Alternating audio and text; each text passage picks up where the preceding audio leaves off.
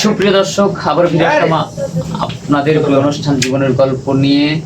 আমাদের ক্যামেরার সামনে আসছে এক অসহায় মেয়ে। আপু, আসসালামু আলাইকুম, তুমি কেমন আছো?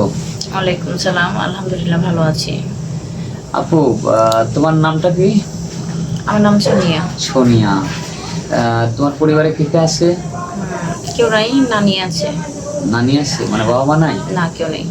তোমার বাবা মা, তোমার বয়স কত বয়সে তোমার বাবা মা মারা যায়?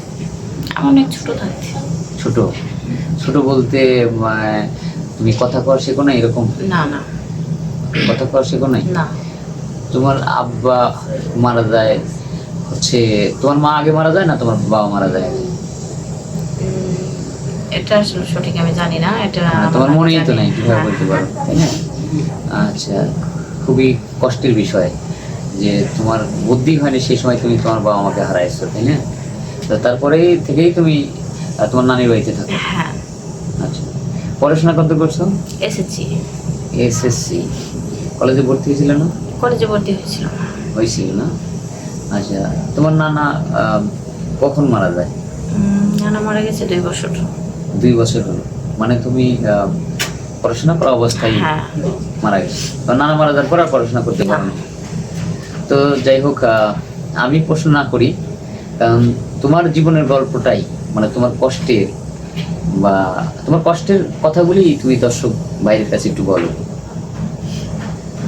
কি আর বলবো, আপনারা তো সবাই শুনলেনই যে আমার বাবা মা নাই, নানির কাছে বড় হয়েছি, পড়াশোনা বন্ধ এখন। তো মূলত আমি এখানে আসছি ভালো একটা মনের মানুষ খোঁজার জন্য, কারণ ভাইয়াদেরকে বলছিলাম যে ভালো কোনো মানুষ যদি থাকে অবশ্যই আমাকে বলবেন বিয়ে করার জন্য, যাতে সারা জীবন আমার মানে হাতটা ধরে রাখি, ছাইড়ে না যায়। কারণ যেহেতু আমার কেউ নাই, অবশ্যই আমি ভালো কাউকে চাই। একটু বয়স বেশি হলে সমস্যা নাই, কারণ বয়স তো আসলে সব কিছু না, মানুষের মন মানসিকতা ব্যবহার হয়েছে সব কিছু। হ্যাঁ, তো আমি চাই এরকম যদি কোনো মানুষ থাকেন ভালো, যে আমার সব কিছু চাই না শুই না মাইনে আমার দায়িত্বটা নেন, অবশ্যই আপনারা নক করবেন। আর স্ক্রিন তো দেওয়ার নাম্বার দেওয়া থাকবে, অবশ্যই আপনারা যোগাযোগ করবেন। কারণ যেহেতু তোমার হচ্ছে কেউ নাই, কারণ শেষ সম্বল এখন হচ্ছে নানি। নানি চলে যাওয়ার পরে তো মানে তোমার ভবিষ্যতে কাউকে না কাউকে লাগবে, এর জন্যই মানে তুমি আসছো আমাদের ক্যামেরার সামনে।